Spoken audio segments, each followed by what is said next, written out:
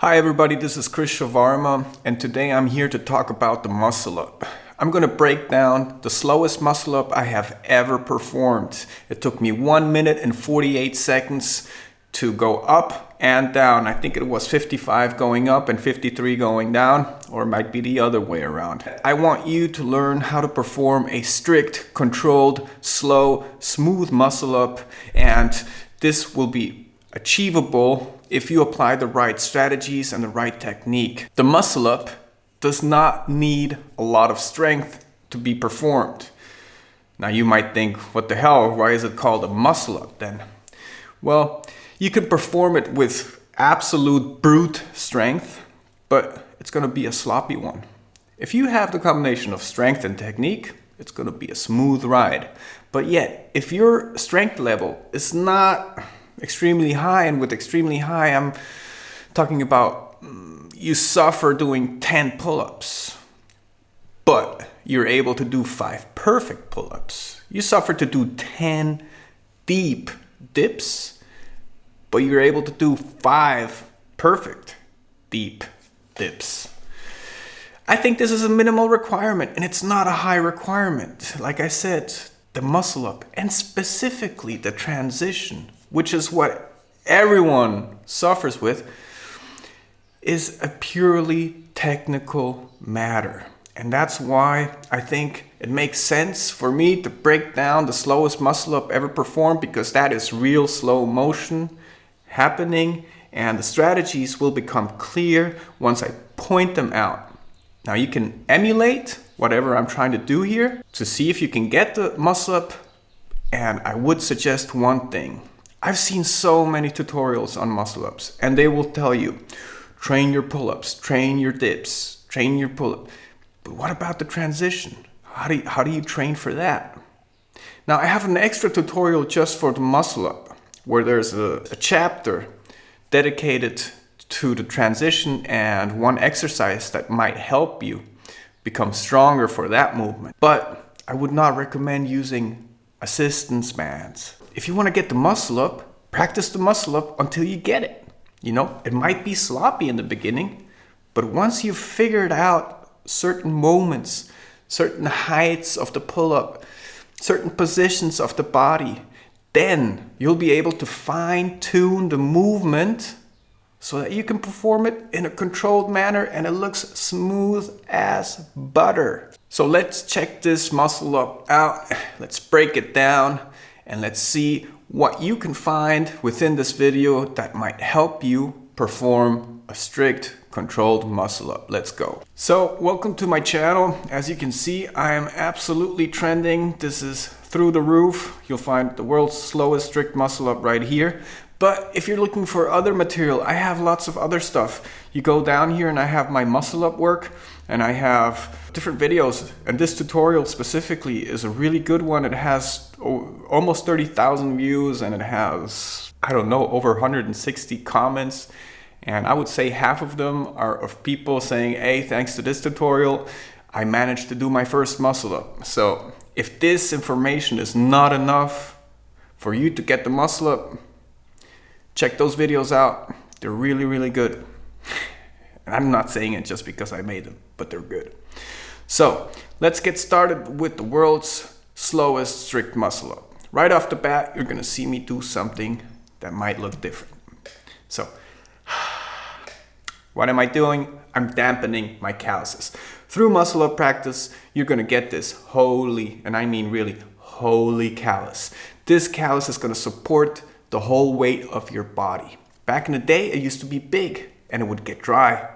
So if I wouldn't dampen it and I would hang on it, the callus would just pierce through the skin and I would have a flapper. So I learned with time that by dampening, I avoid this.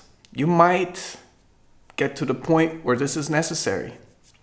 If not, what I do now is I just simply have this chalk cube that is for climbing, and I'll just rest my wrist on top of it. And that's how I get the chalk on my wrist, specifically on my callus, so I don't slip at any given point. Because if you slip, that's how you put your callus under pressure, and the friction is going to make it burst or make it split the skin. Let's move on, and this is the false grip setup. You're gonna see that I take my time to set up, and there's a very, very good reason for that. The reason for that is, if you look at, well, let's just start with the false grip. Yeah, you hook the ring.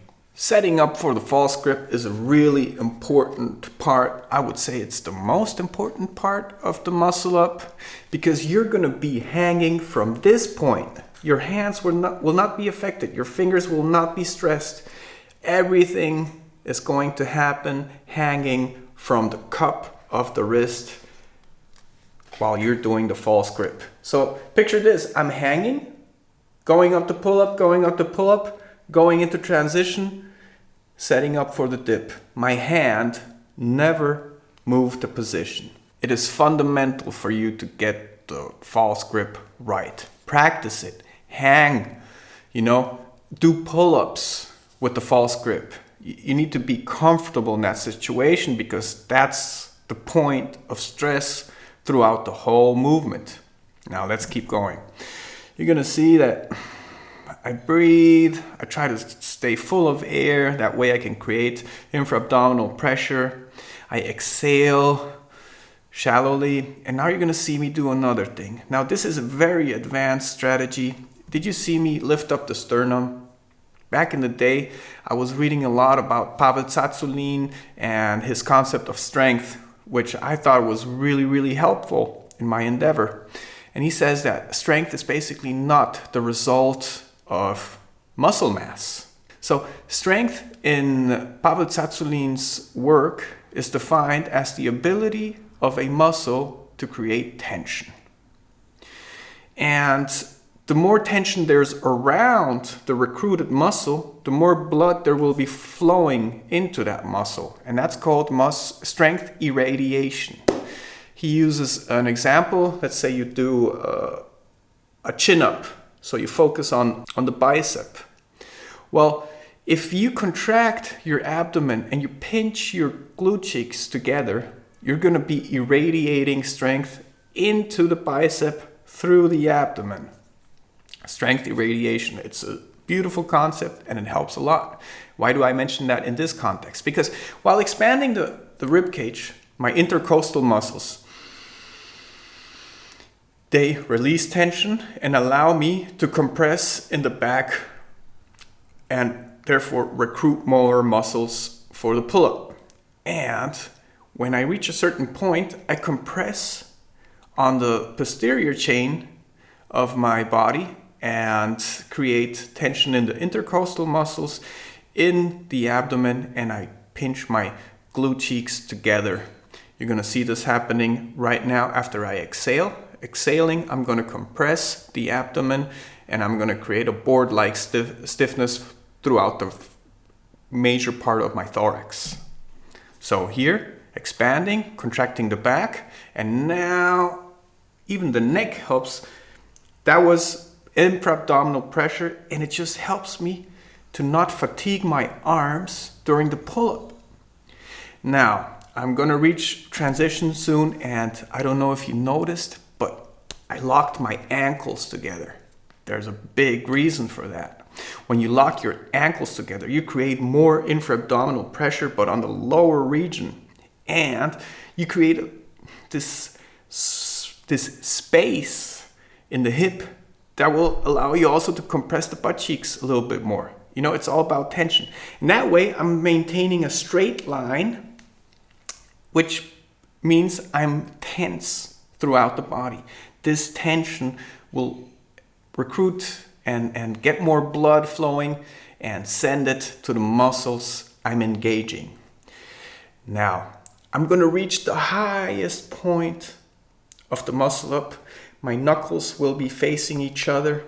And right at that moment, you will see that my feet start pointing forward more and more the higher I get.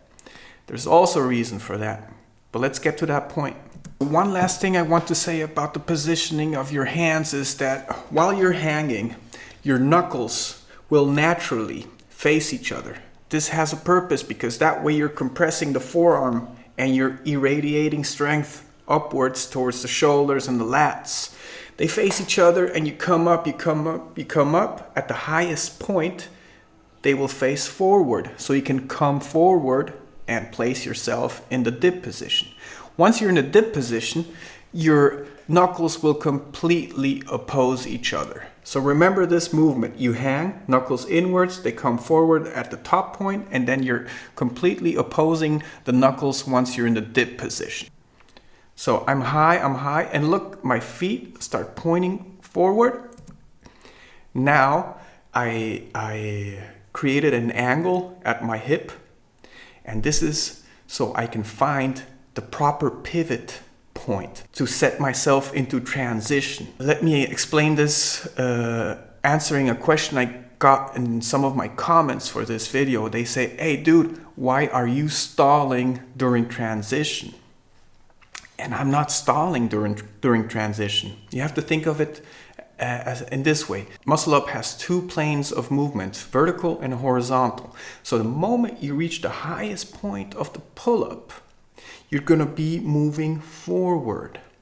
That's the transition. And after you have set up for the dip, you're gonna go up again for the dip. So let's pay attention to the transition. I'm gonna go back 5 seconds and let's see if I can get something out of this. I inhale and I maintain that air inside of me. Yes, you can see I'm coming forward. I'm not stalling, I'm just coming forward. And now I'm through. I'm on the dip now. And that's when my legs start getting straight again. I don't need that infra-abdominal pressure that much anymore. And I'm gonna save it up for later because I need to be efficient as well. So now I'm going up. I'm going up. You will see another thing. I don't twist the rings outwards after I've reached the top. Why? You know, twisting the rings outwards within Olympic practice is so you can set up for other movements. Within the muscle up, personally, I don't see a point in doing it, especially if you want to do a consistent muscle up where there's no rests. It's time under tension, strictly time under tension. So if I do this, go up and turn my rings around, I'm introducing a rest. So that's why I didn't do it. I had a lot of comments on that. Yeah, why didn't you twist the rings around? Because I don't fucking need to. And yeah, so here it is. That was hard, and it's not over yet because the transition on the negative muscle up is also pretty hard, and you're already under fatigue. So in my mind, I'm still not calling victory. This is my second attempt of that day. And in the first attempt, I got too shaky. And that's a good point. How to avoid shakiness. A lot of people ask that too. So there's 2 points where you might shake uncontrollably. That's one coming up, going through the transition. And how do you avoid that? Well, you tuck your elbows to the body. There's 2 things happening in the mind that control the muscles in order to get you through the transition. 1, this point of your wrist is pushing downwards, so you can come up. But the elbow is doing this movement behind your back. You're keeping the elbows tucked to the body and you're pushing them behind your body to the back while you're pushing down on the wrist. It's really important to have that muscular focus active, going up and going down. That way you're sure to avoid the shakes. Not every time, but it helps a lot. So here I am coming down. I keep the elbows tucked to the body. Now I'm making my knuckles face each other. And here I'm just suffering, you know. This is just pain. It's brutal pain and a little bit of suffering. I'm probably already a bit glad, but yeah, it's a beautiful Beautiful muscle up, I gotta admit. I'm getting back to doing the slow muscle ups again. So 1 minute 48 seconds for the slowest muscle up ever recorded in YouTube history. At least on the rings. I know there's one dude, but the one thing I don't like about his performance is that he goes really slow on the bar, and then, you know, it's too fast. It's inconsistent with the speed of the rest of his performance. So yeah, you be the judge. I just set some criteria to perform this, and I said to myself, it has to be slow, consistent throughout the whole movement. So that was my breakdown of the muscle up on the rings, the slowest one. I hope you gained a lot of knowledge to help you in your practice, and practice the muscle up. Don't practice too much pull-ups. Don't practice too much push-ups, too much dips. Practice the muscle up. You might not be able to get it at first. It might take you weeks. But now you have a little bit of resources that will help you get there. You just need to practice them. You need to fail. You need to recover. You need to go through the whole process, you know? And never, please just listen to me. Never do this risking an injury, right? You got to do it controlled. It's a controlled movement, so you want to train it with control. You don't want to have control as something that coincidentally occurs through luck. There's no luck involved here, you know? Either you feel fresh that day, strong enough to do it, and you have the pattern dialed in, or, you know, you're just risking it, and don't risk it.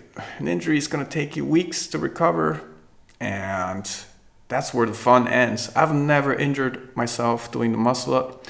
Hopefully never will. Knock on wood. So keep the practice, you know, keep the motivation, believe in the fact that you're going to get it, and you'll get it. You need to get it, you know, there's no option. If you're already this far in my video looking up material for the muscle up, that means you're gonna get it. So let me know how it goes. Keep repping, keep grinding. Till next time, peace out.